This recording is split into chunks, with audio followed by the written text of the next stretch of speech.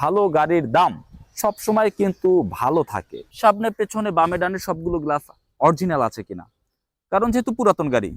এই গাড়িটির মডেল হচ্ছে 2013, 2017 সালের রেজিস্ট্রেশন। তো 2017 থেকে এই গাড়িটি চলছে। এই গাড়িটি যিনি ব্যবহার করেছেন তিনি একজন মালিক, অর্থাৎ গাড়ির জন্ম থেকে, গাড়ির শুরু থেকে একজনের হাতে গাড়ি, স্মার্ট কার্ড, প্রথম ইউজার। সামনের কোনো গ্লাসে কোনো স্ক্র্যাচ আছে কিনা, স্পট আছে কিনা, পেছনের গ্লাস এবং ডানে বামের গ্লাসগুলো স্পট আছে কিনা, যেহেতু যদি স্পট না থাকে, চেঞ্জ না থাকে, যদি অরিজিনাল থাকে, তো সেক্ষেত্রে পুরাতন গাড়িতে আমরা 10-এ 10 দিই।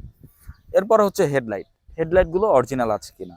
যদি হেডলাইট আমি অরিজিনাল পাই, ব্যাকলাইট অরিজিনাল পাই, গ্লাসগুলো অরিজিনাল পাই, তবে একটি পুরাতন গাড়িতে আমরা বুঝতে পারি যে হ্যাঁ, মেজর কোনো ইস্যু নেই। এরপরে আমাদের চেক করতে হবে গাড়ির বডির কন্ডিশন, বডিতে কোনো অ্যাক্সিডেন্ট, কোনো হিস্টোরি আছে কিনা। তো সেক্ষেত্রে আপনাকে সামনে দেখতে হবে, পেছনে দেখতে হবে, বামের দরজাগুলো, ডানের দরজাগুলো আমাদের ভালোভাবে দেখতে হবে যে বডিতে কোনো ইনজুরি আছে কিনা, কোনো অ্যাক্সিডেন্ট হিস্টোরি আছে কিনা। এরপরে আপনাকে দেখতে হবে চ্যাসিস, গাড়ির ইঞ্জিন ভালো আছে কিনা, গাড়ির গিয়ার ভালো আছে কিনা, গাড়ির সাসপেনশন ভালো আছে কিনা, গাড়ির মাউন্টিং ভালো আছে কিনা, অর্থাৎ গাড়ির ভিতরগত, এই ভিতরগত ইঞ্জিন মেশিনারিজ যেই বিষয়গুলো আছে, ওয়ারিং এর যে বিষয়গুলো আছে, এই বিষয়গুলো আপনাকে অবশ্যই চালিয়ে দেখতে হবে।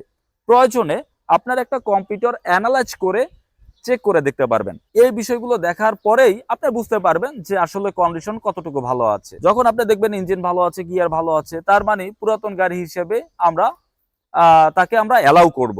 যখন একটি গাড়ি প্রথম ইউজার চালায় বা প্রথম ইউজারের হাতে থাকে, ভালো মেনটেন হয়, তখন দরজার প্যাড ভালো থাকে, ভিতরে ইন্টেরিয়র ভালো থাকে, সিট ভালো থাকে, উপরে স্লিং ভালো থাকে। তো ইন্টেরিয়র দেখলেও বোঝা যায় যে যার হাতে গাড়িটি ছিল তিনি কতটুকু যত্ন নিয়ে ইউজ করেছেন, অনেক বেশি ইউজ করেছেন নাকি কম ইউজ করেছেন, এই ইন্টেরিয়র কন্ডিশন দেখলেই কিন্তু বোঝা যায়। আলহামদুলিল্লাহ, যারা ভাবছেন যে পুরাতন গাড়ি ক্রয় করবেন, অবশ্যই পুরাতন গাড়ি কেনার আগে এই কয়েকটি বিষয় ভালোভাবে দেখে যদি আপনি একটি গাড়ি ক্রয় করেন, তবে সেক্ষেত্রে গাড়ি চালিয়েও আপনার ভালো ফিল হবে। আবার আপনি যদি কখনো বিক্রি করতে চান, তো সেক্ষেত্রে ভালো গাড়ির দাম সবসময় কিন্তু ভালো থাকে।